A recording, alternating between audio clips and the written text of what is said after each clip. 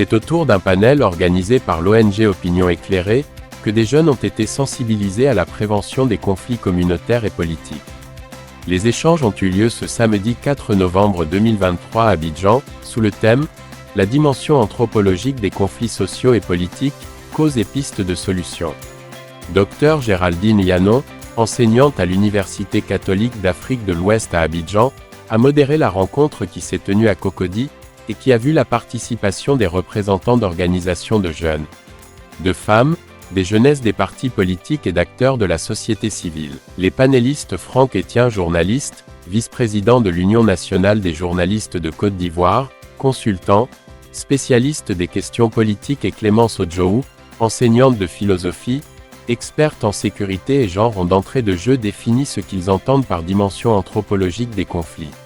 Le conflit, il est inhérent à l'homme. Quand on parle de la dimension anthropologique, on veut dire quelle est la participation de l'homme, comment est-ce que l'homme arrive au conflit.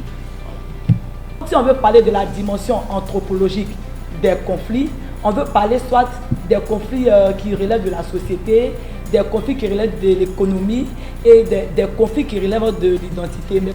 Aussi, les panélistes ont parlé des causes des conflits sociaux et politiques. Selon Odjoou Clémence, ces conflits dans notre pays sont dus entre autres à une saturation foncière et à l'intervention problématique de l'État dans le règlement des conflits fonciers.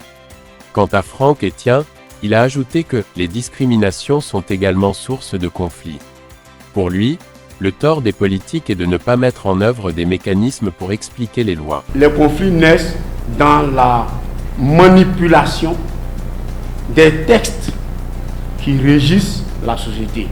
Et donc le problème au niveau même de la Côte d'Ivoire, après les problèmes liés à la politique, aux partis politiques et autres, c'est plutôt le problème foncier que l'État doit régler. Et pour conclure, Clémence Odjoou a recommandé comme piste de solution le recours aux méthodes culturelles telles que le jeu des alliances interethniques. Les jeunes, quant à eux, devraient être dépassionnés. Pour elle, il faut également accentuer la formation.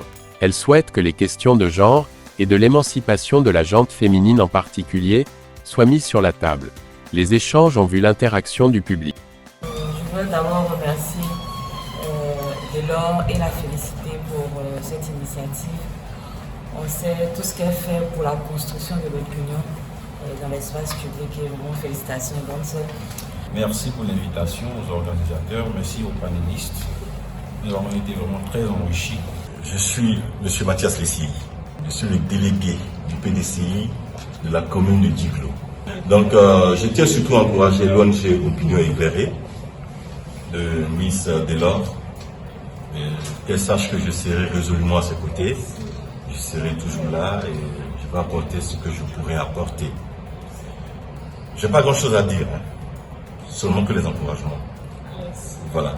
C'est rare de voir ces jeunes là venir s'asseoir là et puis écouter des sachants et puis s'abreuver de ces connaissances-là.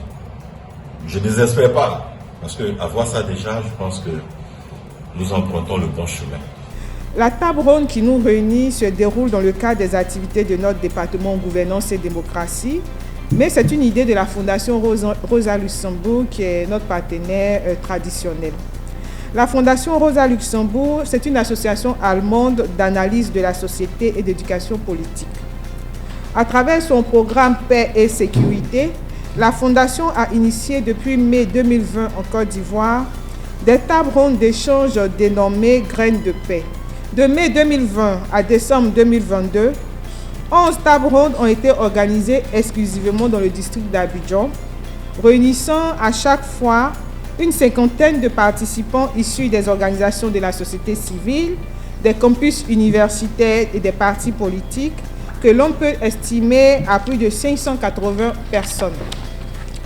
Pour l'organisation des tables rondes de 2023, la Fondation a fait confiance à l'ONG Opinion Éclairée au regard de nos collaborations antérieures qui se sont bien déroulées. Il faut dire qu'en 2020 et en 2021, avec l'appui de la Fondation Rosa Luxembourg, nous avons mené une campagne médiatique sur la résilience à Covid-19 dans le Grand Abidjan. Pour 2023, les tables rondes ont débuté à Agoville, sous la présidence du préfet de région et ont connu un franc succès. Il en a été de même à Djiglo le 21 octobre dernier. Nous avons pu entendre les causes profondes des crises, des conflits en Côte d'Ivoire. Et mes impressions, c'est que j'ai pu comprendre que beaucoup de choses sont faites pour que les conflits soient résolus.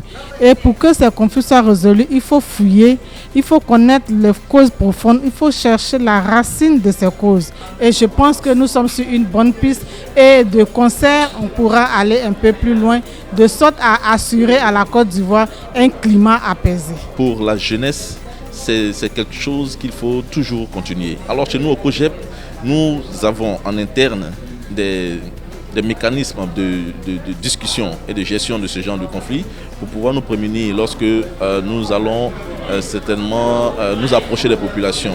Alors c'est l'encouragement aussi à l'ONG de Madame Delors pour lui demander de continuer à toujours sensibiliser les jeunes et toutes les entités de la société pour que ces conflits ne soient plus pour nous des problèmes.